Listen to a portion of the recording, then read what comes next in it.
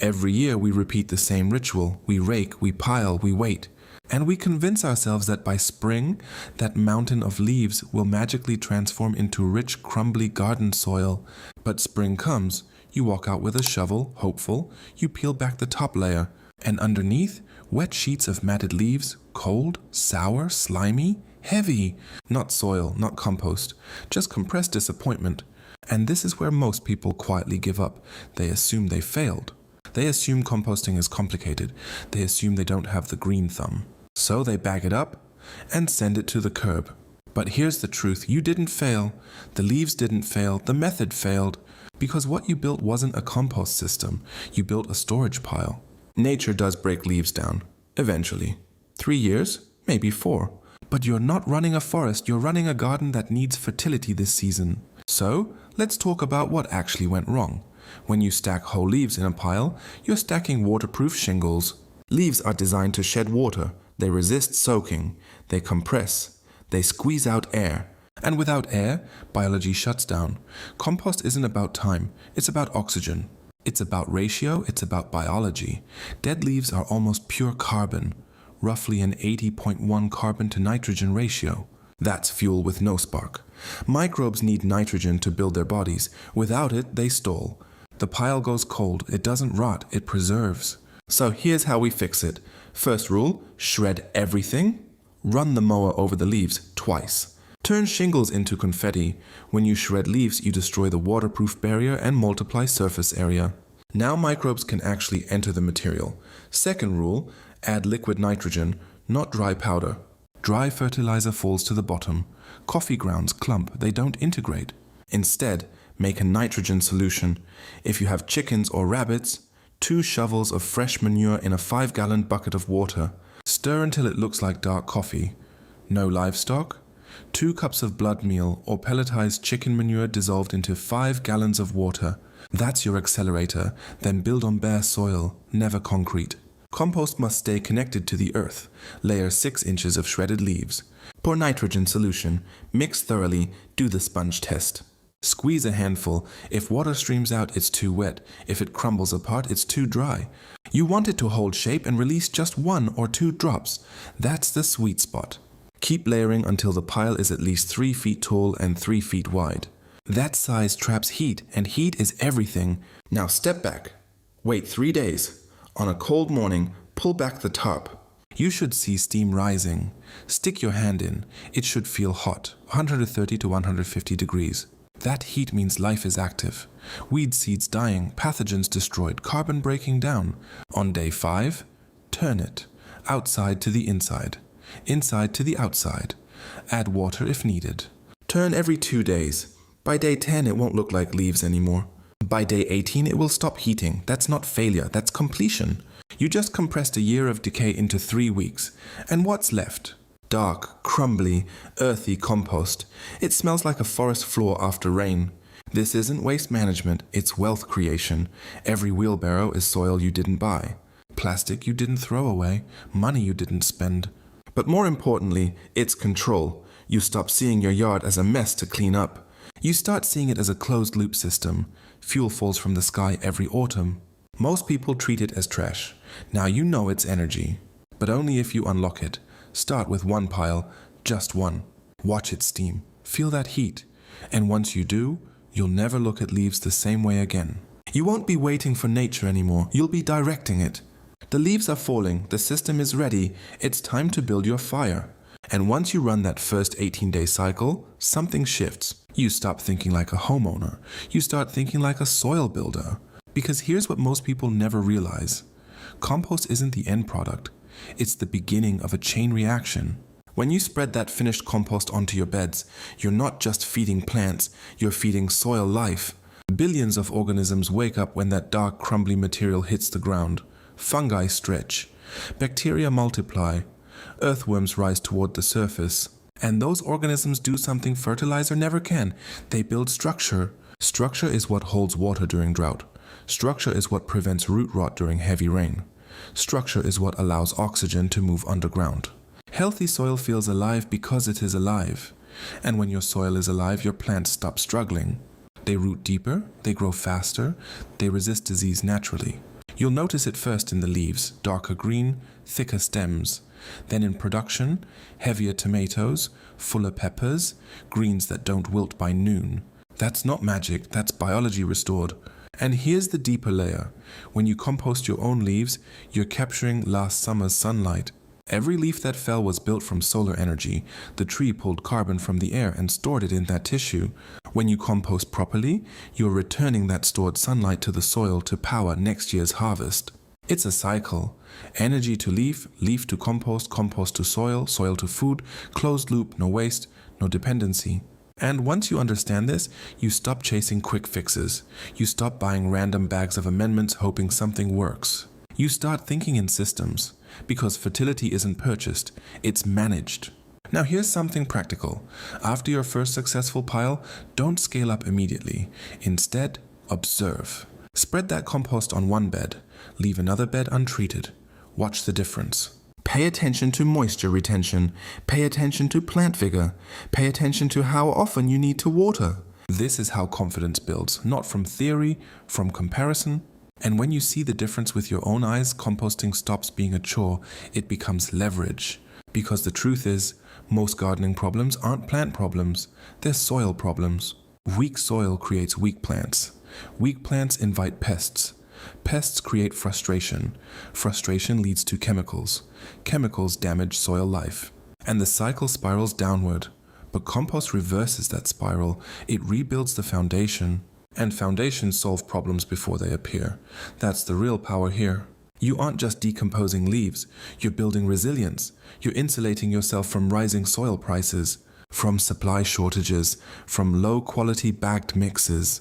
You're taking what falls on your property every year for free and converting it into long-term fertility. That's quiet independence. And it doesn't require acres of land. It doesn't require expensive equipment. It requires understanding. One pile, 3 weeks. A shift in perspective. The leaves are already there.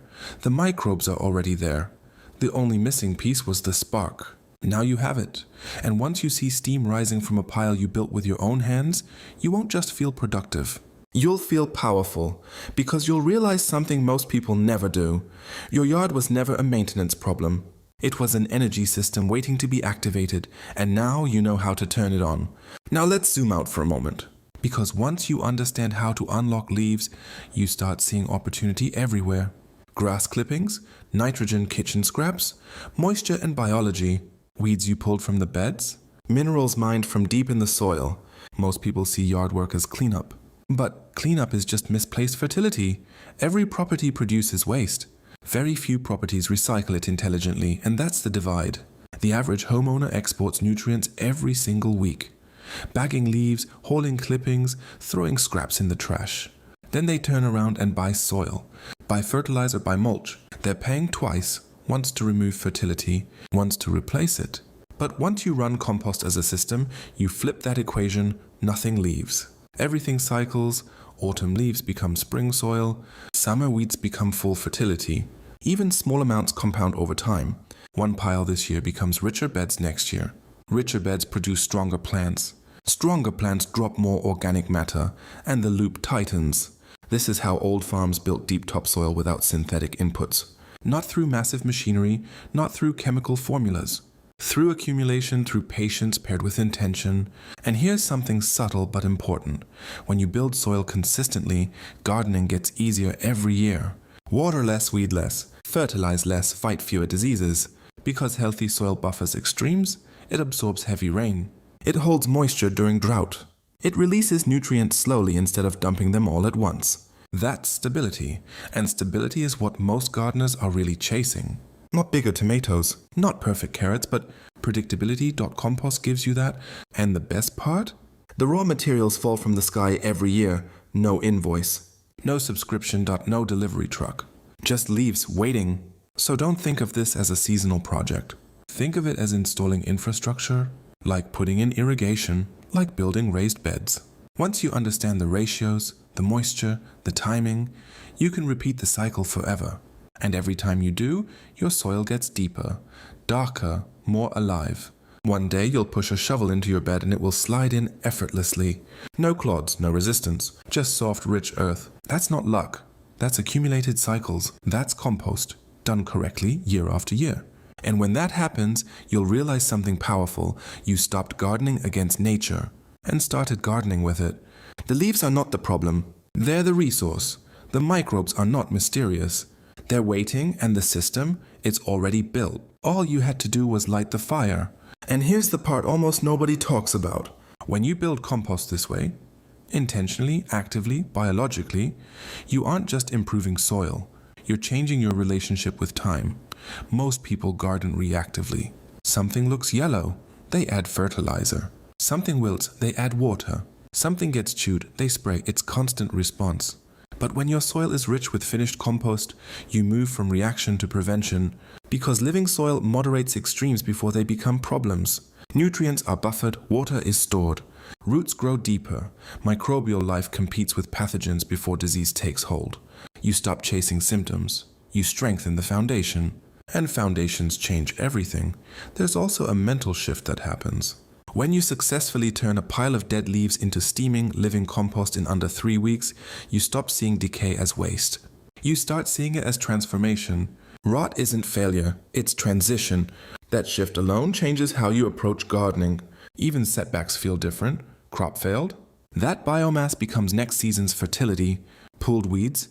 Future compost ingredients. Nothing is final, everything cycles. That mindset builds resilience, and resilience is what separates casual gardeners from long-term growers. Because here's the truth. Good soil forgives mistakes. Overwater once, healthy soil drains. Miss a feeding, compost-fed beds still have reserves. Plant a little too early, rich soil buffers temperature swings. But poor soil magnifies mistakes. That's why this matters so much. Not because compost is trendy, not because it's sustainable, but because it makes gardening easier. More forgiving, more stable, and stability builds confidence. Once you trust your soil, you experiment more. You try new crops, you extend your season. You plant closer spacing, you push boundaries, because the foundation can handle it. And that's when gardening stops feeling fragile. It starts feeling powerful. All from leaves that most people bag up and throw away. So this fall, when the trees start dropping their fuel again, don't rush to clean it up. Pause. Look at it differently. See the carbon. See the stored sunlight. See the potential. Build one pile. Run one cycle. Feel the heat rise from the center. And understand what just happened. You took something slow and passive and made it fast and alive. You didn't wait for nature. You partnered with it. And once you learn to do that in one corner of your yard, you'll start asking a bigger question. If this system works here, where else can I apply it? Because compost isn't just about soil. It's about leverage, and leverage changes everything. And once you begin thinking in leverage, you start to see how small systems quietly outperform big effort. Compost is a perfect example. 3 weeks of focused attention, a few intentional turns, 1 bucket of accelerator, and in exchange, months of fertility. Healthier soil for years. Reduced input season after season. That's a compounding return. Most people try to garden by adding more products, more amendments, more fixes. But the real shift happens when you build something that keeps working after you stop. A finished compost pile keeps feeding microbes long after it cools. Those microbes keep feeding roots. Those roots keep feeding plants. Those plants feed you. And then their residues feed the pile again. Closed loop, low input. High return. This is how self-sustaining systems are built, not through complexity, through alignment. When carbon, nitrogen, air, water, and biology are in balance, the work accelerates itself. And that's the pattern you can apply everywhere. Rainwater collection. Mulching. Crop rotation, even small backyard livestock. Every layer reduces dependency, every cycle tightens the loop. And eventually you notice something subtle but powerful. Your garden needs less from the outside world. Fewer bags, fewer purchases, fewer emergency trips to the store. More stability, more predictability, more control. That's independence in its simplest form. And it starts with something as ordinary as a pile of leaves. Most people see them as clutter. Now you see them as stored energy, as raw material, as opportunity. That awareness alone separates reactive gardeners from system builders.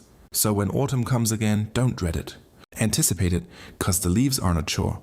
They're your annual shipment of free fertility, delivered right to your yard. All you have to do is unlock it.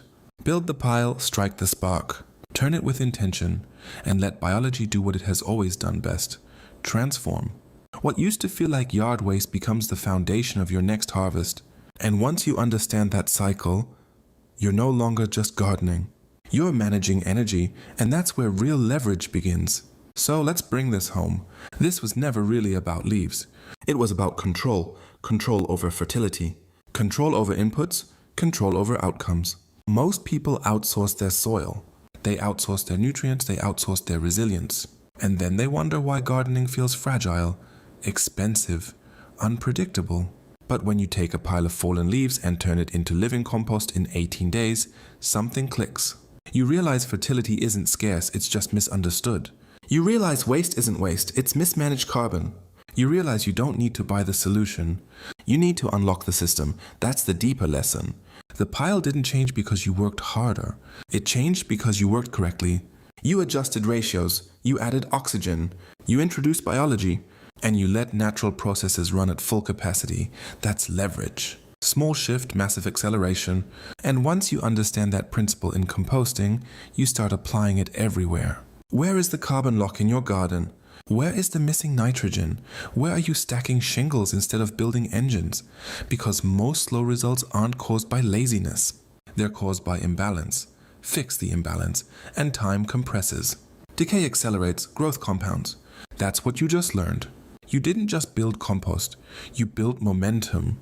So this fall, don't rake with frustration. Rake with intention, see the fuel. Shred it, soak it, layer it, turn it, watch it steam.